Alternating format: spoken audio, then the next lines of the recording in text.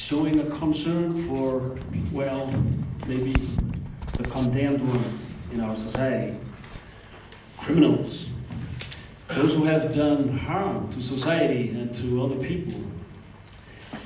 And this is not always very popular in the society, because some people think, or at least mention it sometimes in our society, that this somehow bypasses victims. It doesn't show enough concern for victims by concentrating on offenders. And this is actually the core of my topic here today. That is somehow comparing or measuring, analyzing the public view, society view to punishment, and compare it to the actual punishment in society. And it's a project that I've been involved in, a Nordic research project where we compare the two, try to measure and analyze the public view, which oftentimes is kind of appears to us as that the public somehow is much more harsh, is harsher than the court system. And I come from the University of Iceland, and I've been done some research in this area about both public attitudes towards punishment, and also I've been doing some research within the prison system, among other things on education or educational status of Icelandic prisoners. And that was also a Nordic project that I was involved in here a few years back in cooperation with Erlendur Baldursson, who is here with us today at this conference. So I've been involved in some projects to do within the prisons, addressing this subject, education in prison. Then also this project here that I'm going to talk to you about today. And I call it Penal Populism and Criminal Justice.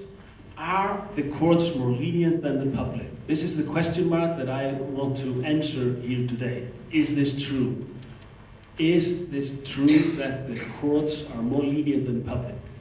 Because that's what it appears in kind of oftentimes in popular discourse in Iceland and in many other societies as well. And let me then just first start by citing the local media here in Iceland on the topic of punishment. First, I start with citing an editorial in, at that time, kind of the largest daily newspaper in Iceland a few years back. And it's an influential paper that is respected, or was respected here in Iceland, and this is kind of addressing the topic of punishment. And as you can see there, it is clear that the Supreme Court of Iceland is too lenient in cases of serious sexual offenses and other violence. The public is offended.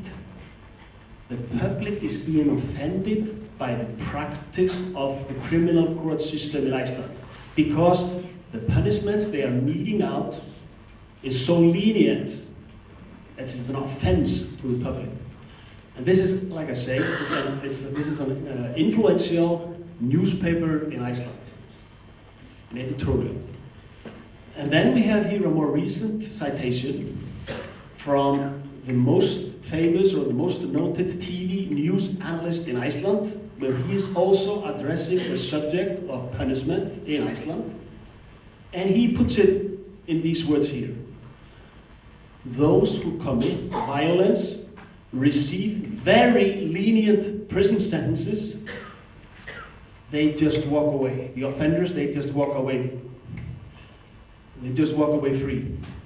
And they are on the loose among us, somehow inflicting a little bit fear to the public that we have violent offenders on the loose in society because of the court system. So these are all strong impressions. And I just picked them out just like that. Because I could pick out a lot more comments like that from the media, but I'm taking comments from kind of respectful parties here in Iceland. Because I could go to the yellow press, where there are more blatant observations of this sort, of this type, how lenient the court system is. And of course, I know you come from different European countries and from other places. You can do exactly the same thing. Pick it out from your media, statements like that about the court system. So what I'm going to do here is we are studying the public attitude. Is this true? Is this actually the perception, or is it actually how the public views punishment in our society? And this was kind of the reason for why we started as a research project, a Nordic research project, to actually study the public attitude. Okay, something happened there, but now we got our slide back. So this was a Nordic research project that I'm going to talk to you today about, and it was the Scandinavian Research Council for Criminology that largely sponsored this project.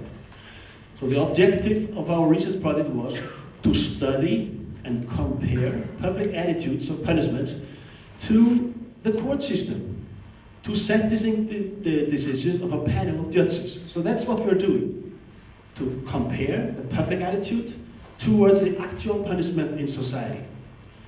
And we used a variety of methods, a number of different methods, which I'm going to tell you about in a little while, to gain an in-depth picture of public attitudes. And this is the question: are public attitudes really different from judges?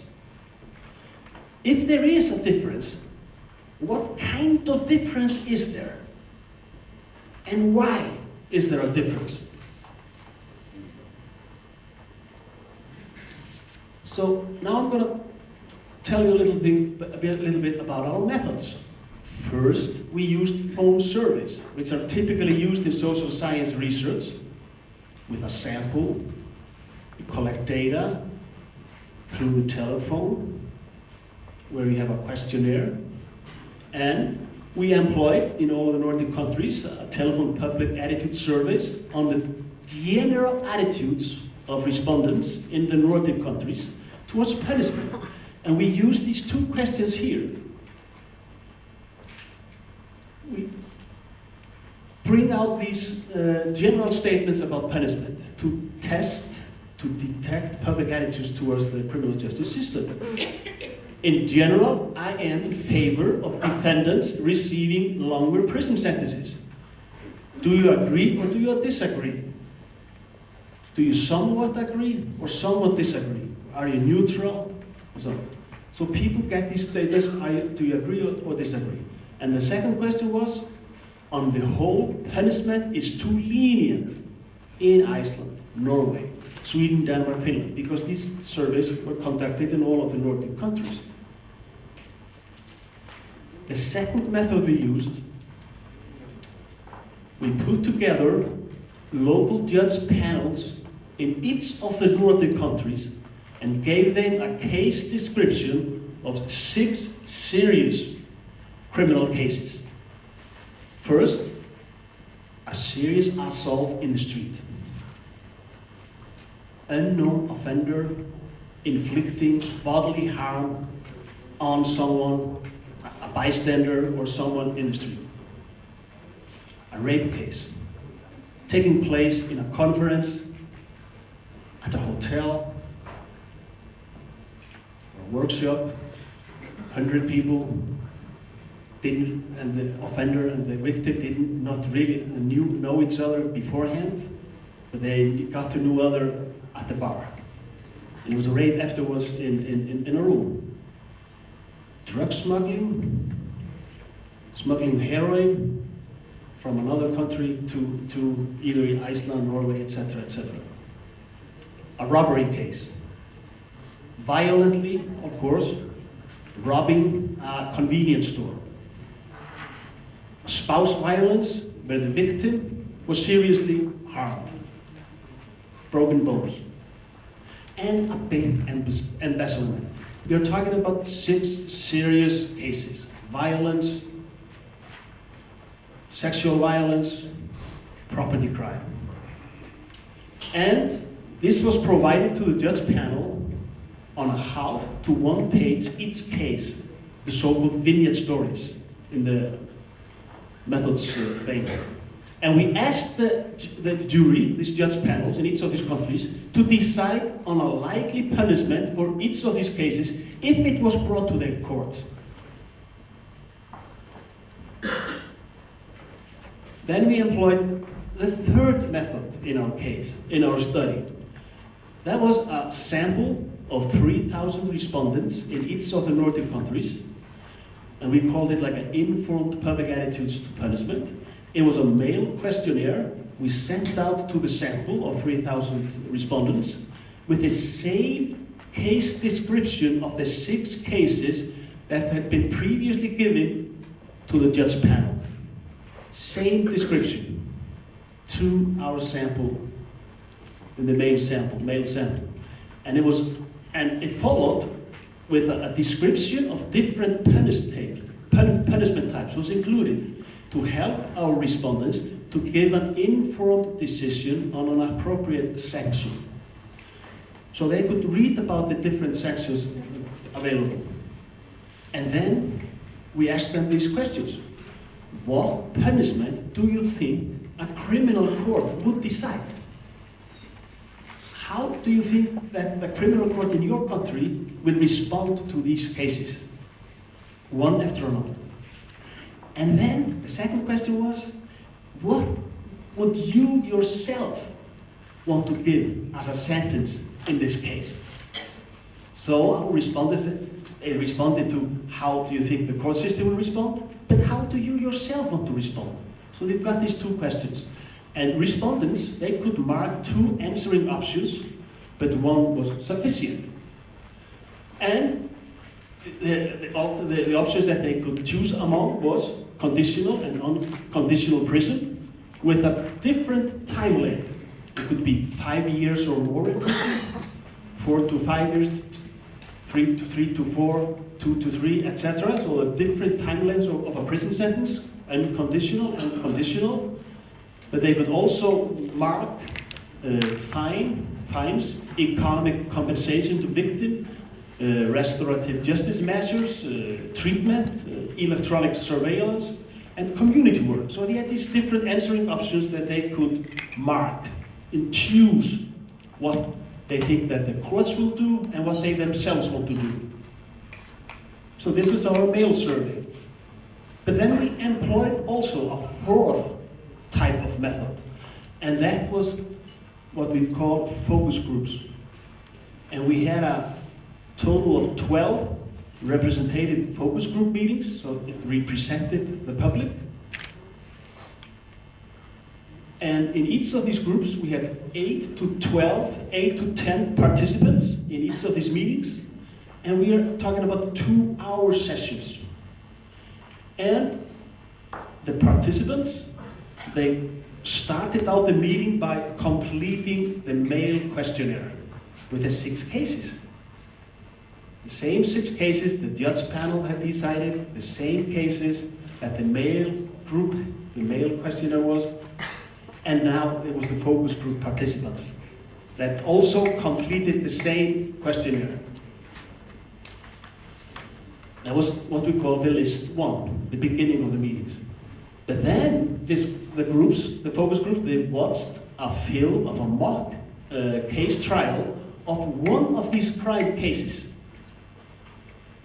And after that, after seeing the film clip, they decided on a punishment for that case, and that is list 2.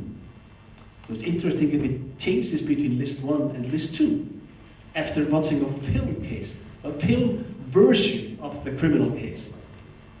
Then there was a discussion. After the film, there was followed by a discussion about the case in question and different punishments types before they finally decided on the case once again.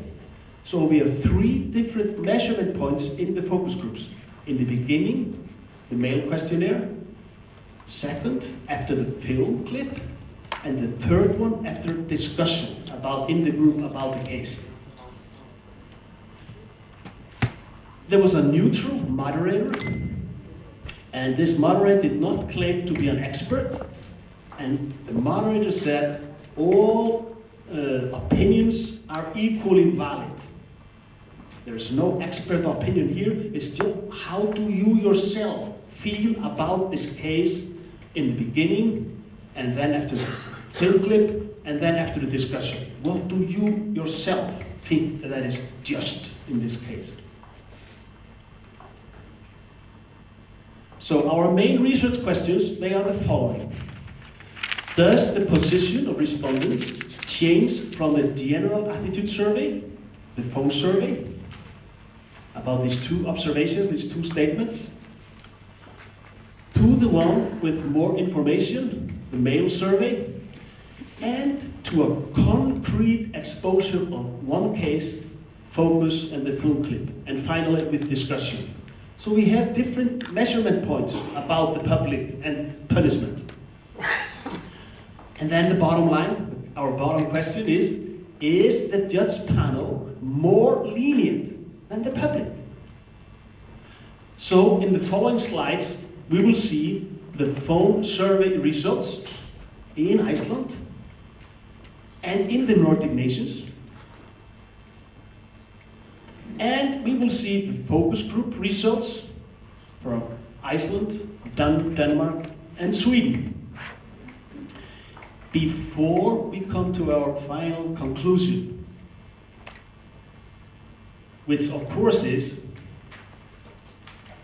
the popular stand on punishment compared to the actual punishment in society, where we will test the local media sentiment that I provided you with here in the beginning of my talk. That the public is being offended, that the punishment is much too lenient in Iceland, and that these people are walking free, inflicting fear in the public. Now the findings. So now we have the Iceland phone survey. And we used a sample of 1,000 respondents representing all age groups here in Iceland. In general, I'm in favor of defendants receiving longer prison sentences. And there we have the public view measured in a phone survey. We have 73% of the sample agree, yes, I agree. Indifferent, neutral, don't know, it's 14%. And disagree, 13%. So that's where we will see where we see that this is in accordance with the local media sentiment that punishment is too lenient in Iceland. So a telephone survey with general statements like that, this is what we get, which is in accordance with what we often think is the popular stand on punishment. And here we have the phone surveys of general attitudes to punishment in the Nordic countries. And this is a percentage of respondents who agree. And here there's a small lesson in the Scandinavian languages, but I know that some of you are from Scandinavia, so it's not difficult for you to understand the line. But we are talking about Iceland and Norway, and Sweden and Denmark. And you can see the bars there, and you can see the bars are a little bit different, but actually it's very similar. We are talking about 65 to 75% of the Nordic populations. They agree that the punishment in Iceland, Norway, Sweden, Denmark is on the whole too mild. And the same thing goes with this observation here. On the whole, I am for longer prison sentences. It's the same thing, but we can see that the Icelanders, they are a little bit more punitive than the other Nordic nations, a little bit more punitive. But on the whole, the tendency is the same, that the public believes that punishment in the Nordic nations is too lenient, and believe also that there should be longer prison sentences in general. So this is the kind of public sentiment as it is being measured in a phone survey with statements like that. And here we have an interesting slide. It's comparing comparing punishments in the different Nordic nations. Here we are comparing the judge panels in Iceland, Denmark, Norway, and Sweden.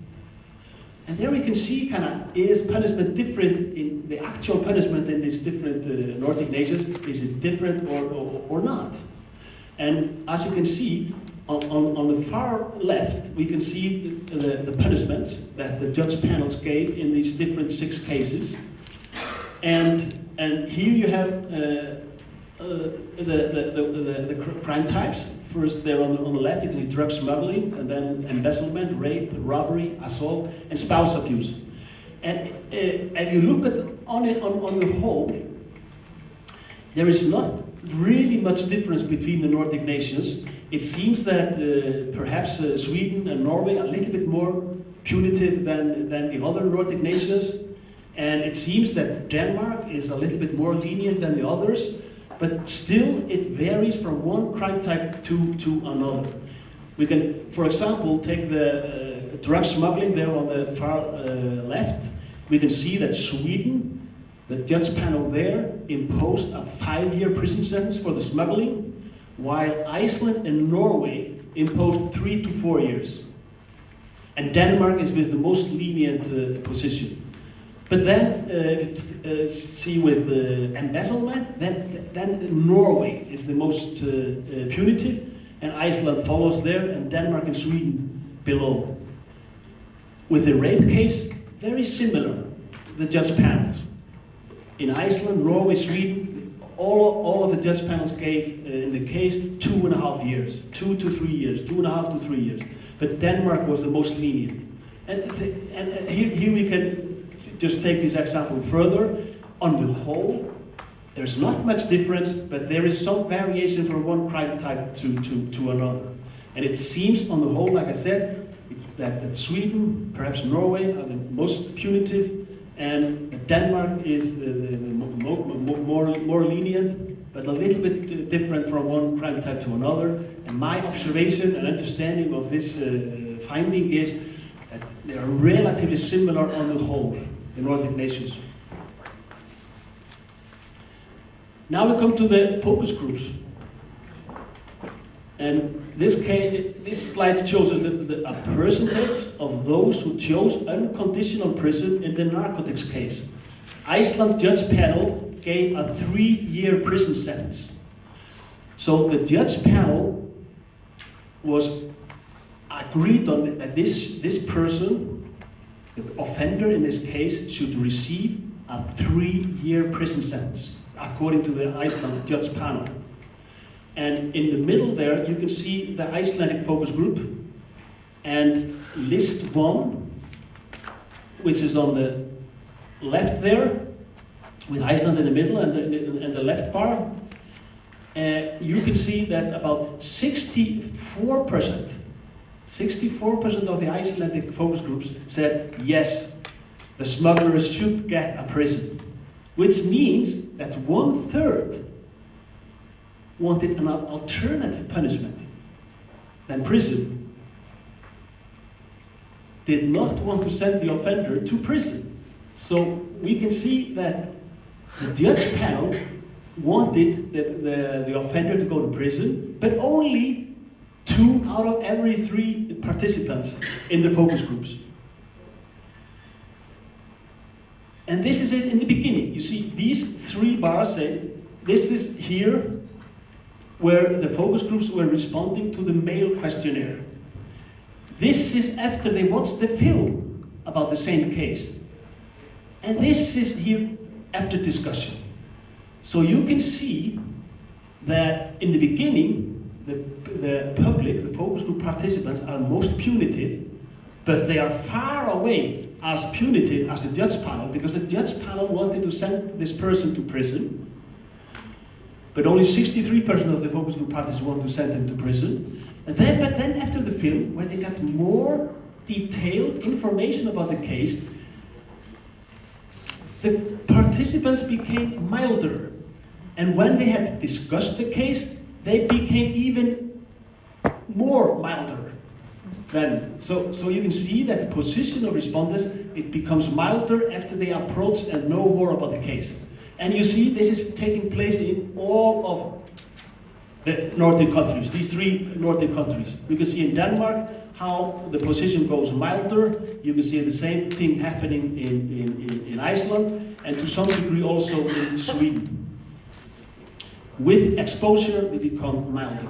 And the same thing happens with armed robbery. You can see here in Denmark that the position becomes milder from the beginning of the focus groups to the end of the focus groups. The same thing in Iceland, but a little bit interesting. It's a little bit more punitive after the film clip, but then after discussion it goes down. The same in Sweden. They tend to be kind of 85% want to send the robber to prison, 85 to 90% of the Swedish participants.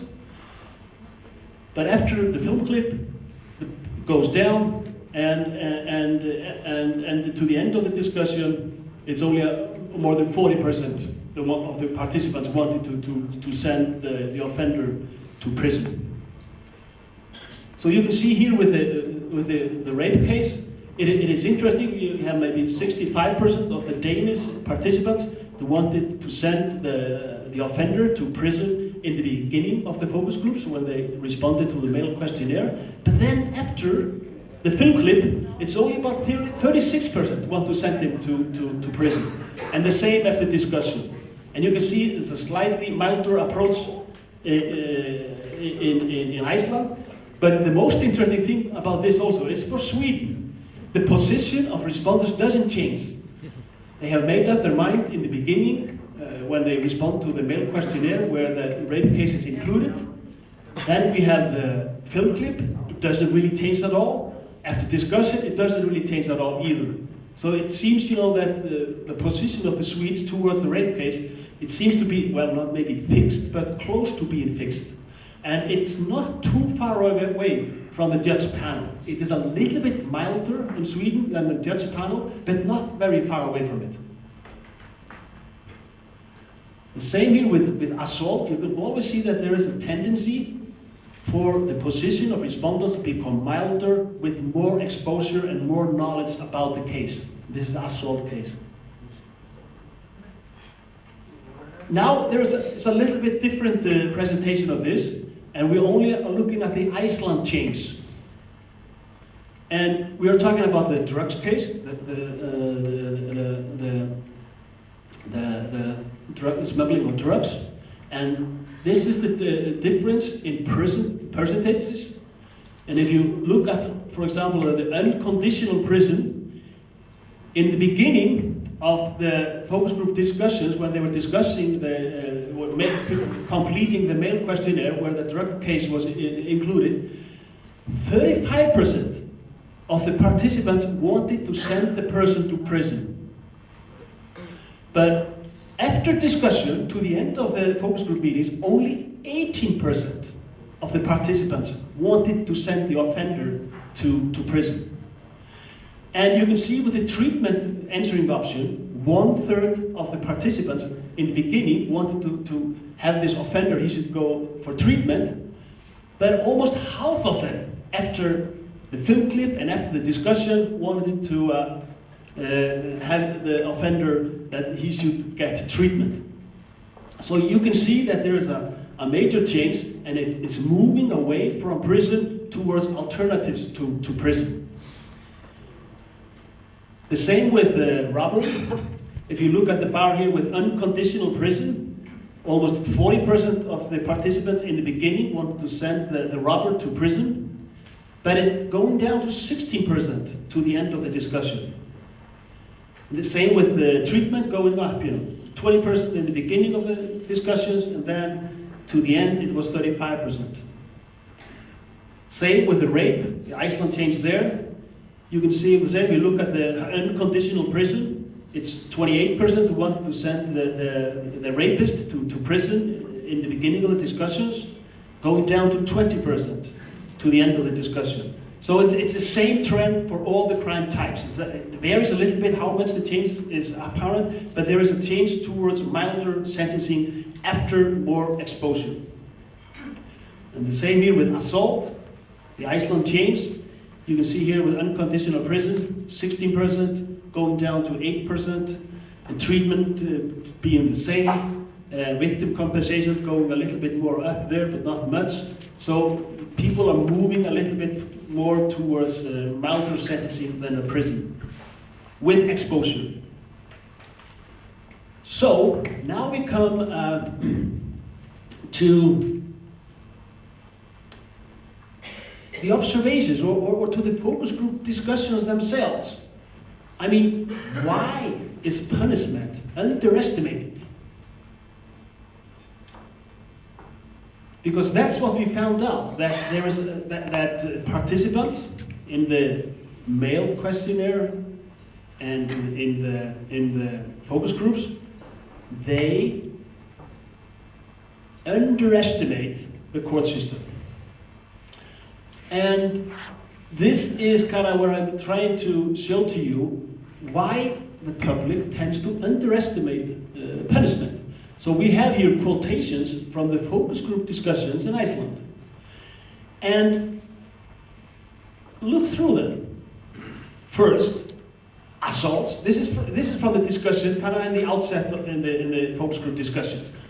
There is one person here, 50 to 74 years old. He says, assaults, no matter if it's like the one in this case, a rape, or a man being attacked downtown, these cases, in general, I feel people just walking away from this free. This guy probably had been reading the blog from a TV news analyst that I cited in the beginning of my presentation here today. This is kind of the public sentiment towards the court system. This is kind of the general sense that the public and the people have of the criminal justice system. And then another one says here, similarly, sentences here, on the whole, are just very lenient. An 18 to 20-year-old, 29-year-old. And then the third one, you get a stiffer sentence for stealing a coat in Topshop than for rape. An 18 to 29-year-old woman. So this is kind of the public sentiment that is being revealed in the local media. And also, this is in accordance with the telephone survey. The telephone survey results that I gave to you a moment ago. But why do participants become milder? Why does the position change from being kind of punitive to being at least less punitive? Well, let's hear what the focus group participants actually said in the discussions. Well, here is one 30 to 49-year-old. One begins to listen to arguments from others. And obviously, you discover, yes, there are alternatives to prison. And another one here says, one stops being such a hanging judge after our discussion. You become so much milder. And you have to remember that the moderator was neutral. Did not take a stand. Don't know why. But with more time, we've had more time to think about this, because this is where the question is, the moderator asks you, why have you changed your position? Why are you milder now than you were in the beginning? Don't know why. But with more time, we've had more time to think about this. Discuss this more, opinions and such. And then the fourth one, really don't know why I became milder. I'm just starting to like him, the offender, a little bit. It's a proximity.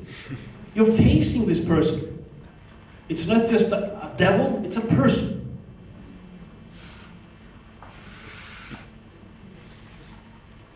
And why not prison? Why are you moving away from... Why are you moving away from... Why don't you sentence him to prison? And why are you moving away from prison? Well, let's hear what the participants said. One said it like this, put it like this: I've never heard of anyone who has been in prison and returned a better person after that. Well, this one should have participated in our conference even better out. But he had never heard of anyone becoming a better person after being in prison. And the second one said, I don't want to see him in prison. I don't want dragging together all these gangs so they can learn from each other and organize more crimes. That prison somehow is a crime-breeding phenomenon. And there's a third one. I think prison is the most stupid and costly method to bring about social justice that has ever been created. It's a young one there. And the fourth one says, maybe there's a point to it. Well, judges have more information. We do not. We decide on very little information. And then there comes here, the street court is a very harsh one. Conclusion? Participants tend to give less unconditional prison sentences than judges, and those who decide on a prison sentence choose less time in prison than judges. So this is what the male questionnaire shows us, that when we ask our participants, what do you think that the courts will do? They put it below, oh, the courts, they will just let him go free. But what would you yourself want to do? Oh, I'm tougher. And then they put them a little bit above what they think the judges will do. But it appears that where you put yourself is below the actual punishment. So participants, they tend to give less unconditional prison sentence than the judges, and those who decide on a prison sentence, they give less time than the judge panel. So what is happening here is that when participants, when they have more information, when they are informed of different punishment alternatives, and in particular, when they discuss openly what to do in individual cases, they become more lenient. But why is this position different from phone surveys? Well, these phone surveys, similar to the one that I presented to you here in the beginning, phone surveys, they reflect general public sentiments toward crime. They show that the public condemns crime. Or they are thinking about specific crimes. They have that in their mind, a specific crime, when they say, prison, they should be longer in prison. Yes, yes, and you may be thinking about a murder or some really brutal crime. So what happens is that with informed and concrete exposure to cases and to individuals in question, the picture becomes more complex and balanced. Let's not forget that our participants and the public, they want to punish. They don't want to let the persons or the offenders go free. But they want to move more towards treatment, conditional prison, community service, and not the least, victim compensation. Because our participants are very much concerned about victims, that they should not be forgotten. Instead of only being concerned or focusing on unconditional prison. When they have all these alternatives, the discussion is much more broader. It's not just punishment and prison that the public is thinking about. They are thinking about it in broader terms.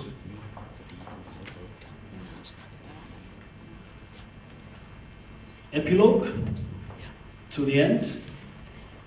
are public attitudes to punishment more crime specific? Well, we were talking about 6 serious criminal cases. Violence, sexual violence, serious property crimes. Still, is it possible that some other types of crime yield different response from the public? Yes, it's possible. Because we had focus groups in Iceland in May of 2011 where we did not have any film clip. And these focus groups suggested a more polarization of attitudes towards sexual abuse against a child, and also to some extent bank embezzlement. We had focus groups about a serious sexual abuse of a child, and what came out of that was that more than half of our participants chose longer prison sentences than the judge panel in the sexual abuse case. It was a sexual abuse against a child, and the judge panel gave 3-year prison sentence. But our focus group participants in Iceland, more than half of them gave 5 years or more. So it seems that the public is much more punitive in cases of sexual abuse against a child than our judge panel was. And the same happened in the bank embezzlement case, which was a case maybe similar to the banking collapse in Iceland. Some crime was committed. And the same there. 1/3 of our participants was a lot more punitive than our judge panel. But this is interesting. Last thing here. About 1/3 in both cases, both the sexual crimes against a child and in the embezzlement case, did not choose a prison sentence at all. They chose other measures such as economic compensation to the victim, treatment, and a fine. So it seems that there is a polarization of attitudes towards sexual abuse of a child. We have a very punitive element in the public towards offenders, pedophilia or sexual violence against a child. But at the same time, we have a large portion of the public wanting to look for alternatives against sexual offenders against a child. But the majority was much more punitive than the actual punishment in these cases.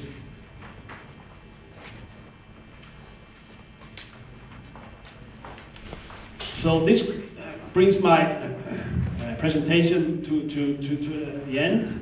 And the bottom line is that with more exposure, more knowledge, more information, the position of the public goes from being very punitive towards being less punitive. So that's really the lesson and the story that I want to share with you here today. I'm happy to take comments, questions from you, the audience. Thank you very much.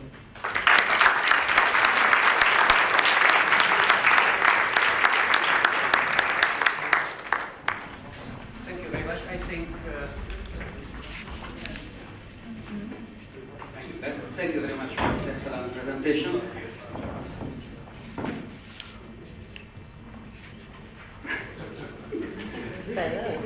I know.